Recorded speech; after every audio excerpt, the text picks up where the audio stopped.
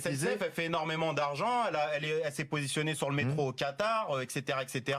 Sa filiale Transkéo, qui a le T11 Express entre de chez moi, Épinay-sur-Seine, jusqu'à mon lieu de travail au Bourget, c'est donc elle se comporte déjà comme une entreprise Vous savez, normale. il y a combien de retard? C'est une filiale de la SNCF 100% privée. Hein. Vous savez, il y a combien de retard sur 90 jours? J'ai regardé les chiffres il y a pas très longtemps. Sur 3 mois, il y a quasiment 45 jours où le trafic a été fortement perturbé, c'est-à-dire des trains supprimés. Donc c'est ça que j'explique. Ce matin, elle a dit pas de privatisation.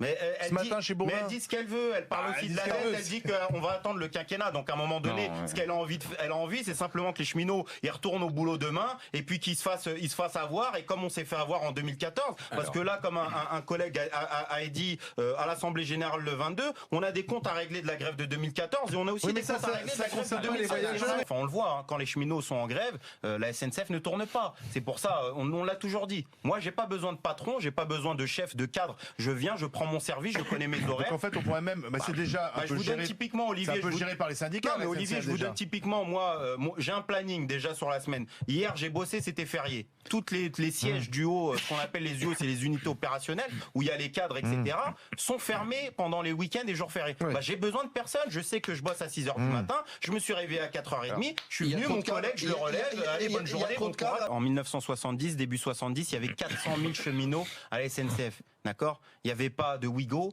il n'y avait pas de Paris-Bordeaux, il n'y avait pas de Paris-Toulouse, il n'y avait pas toutes ces choses-là. C'est-à-dire que en même pas 10 ans, il y a plus 12% de fréquentation. Malgré Blablacar, malgré Air France, EasyJet, etc., il y a de plus en plus d'usagers qui utilisent le train. Et donc on passe de 400 000 à 150 000 cheminots avec une grande partie de cadres. Donc à un moment donné, il faut qu'aussi les gens le comprennent. Ouais. Et le problème, c'est que nous on prend le train pour aller bosser. C'est pas un avantage. Non. Moi, je paye pas mon loyer avec les billets de train. C'est enfin. Vous pouvez prendre le train pour les vacances. Non, mais il faut que les gens ils le comprennent. C'est-à-dire qu'on peut avoir des trains illimités, etc. Ce qu'on veut. C'est pas un faux procès, c'est une réalité. Moi, je paye pas mon loyer. Moi, mes difficultés aujourd'hui en tant que cheminot, c'est que je fais les 3-8, c'est que je tourne à 1500 €. Personne, je crois que personne autour de la table dit que vous êtes un privilégié. On voit simplement. Parce que vous sortez le truc du billet de train. Non, mais c'est normal. Non, mais c'est normal de le dire. Moi, je parle pas de l'abattement fiscal des journalistes. Je m'en fous, ça va pas me faire payer. Sauf que l'abattement fiscal. Par contre, ça m'emmerde quand Bernard Arnault il prend 500 millions d'euros et que c'est nous les contribuables qui payons. Arrêtez de sortir les arguments de Sudrail, on les connaît. Non, Bernard Arnault, les journalistes, c'est des arguments de. Non, mais vous valez mieux que ça que de reprendre toujours les mêmes arguments qui n'ont rien à voir. L'abattement fiscal des journalistes n'a rien à voir avec le problème de la SNCF. Non, moi, l'abattement. C'est de voir pourquoi cette boîte est en perdition, 3 milliards d'euros de pertes, et on 45 milliards de dettes. Et on pense que c'est la suppression du statut des cheminots qui va. Vous savez que l'usager qui fait Gare du Nord, supprimé pour vous l'usager qui fait Gare du Nord Lille, il arrive plus vite de Gare du Nord à Lille que le gars qui est en fin fond de la Picardie de Amiens. C'est ça la réalité. C'est que Strasbourg-Béziers c'est 14 heures en train alors qu'on met 5 heures en bagnole. C'est ça que les gens veulent. C'est un meilleur maillage. Ils veulent pouvoir avoir des trains il faut de l'argent. Il faut de l'argent. Et pour avoir de l'argent, il faut mieux gérer. C'est ça l'idée. Non mais à un moment donné, pourquoi on vient nous voir nous? C'est ça la réalité. C'est que nous on n'est pas. Je pense pas qu'il y a trop de grèves à la SNCF. Je pense qu'il y a des grèves qui ont été mal finies. Ça c'est une réalité. Je pense qu'il y a des grèves qu'on n'aurait jamais dû arrêter pour pas arriver là. Parce que là on est en train de payer la grève de 2014 qu'on n'a pas terminée. Parce qu'il faut savoir, et les suppressions de petites lignes, c'est prévu dans la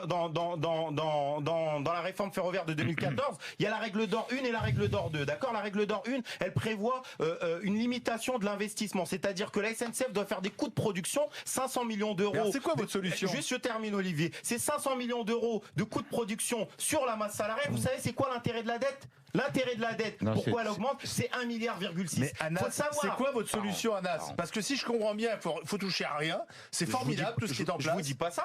Je vous dis pas ça, mais à un moment donné, on peut pas dire n'importe quoi. Je regrette, moi, je l'ai dit à Naïs, je regrette qu'il n'y ait pas Charles Consigny qui nous avait expliqué qu'à la SNCF c'est Germinal et qu'on finit à 17h. J'aurais bien voulu que moi qu'il vienne bosser avec moi hier, qu'il se réveille avec moi à 4h30 du matin et qu'il arrive éclaté à 14h à s'occuper des enfants sans faire de sieste, sans rien du tout, en enchaînant. C'est ça la réalité. C'est quoi la solution? On dit pas ça, mais Anas, juste un mot. Oui, mais bon, il l'a dit en toute liberté que les cheminots terminent à 17h aussi. À un moment donné, je peux pas dire non plus n'importe quoi. Je dis pas ça, mais vous trouvez normal de continuer à financer des lignes sous-utilisées au détriment des lignes surchargées. Bien sûr. Mais non, c'est pas ça, c'est le public.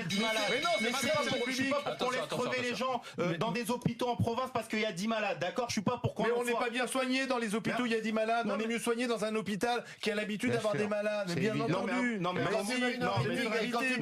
vous aurez les meilleurs professeurs. Non, mais à un moment donné, on peut pas dire les grandes gueules. Moi, je veux bien qu'on soit grande gueule, mais c'est-à-dire qu'à un moment donné, faut qu'il y ait un peu de sérieux dans ce truc-là. C'est-à-dire dans le sens où on peut pas dire il y a la COP 21, l'écologie, c'est dramatique, il y a la hausse du truc, et puis dès qu'il y a le fret, mais tu comprends, faut qu'on ferme les lignes. Mais ces lignes-là, elles sont empruntées par le fret. Moi, tous les jours, je prends l'autoroute à 86, blindé de camions, et derrière, je vois du fret qui marche pas. Non, mais il y a pas que les voyageurs, il y a le fret aussi. Merci, Anas, c'est fini. Non, c'est fini.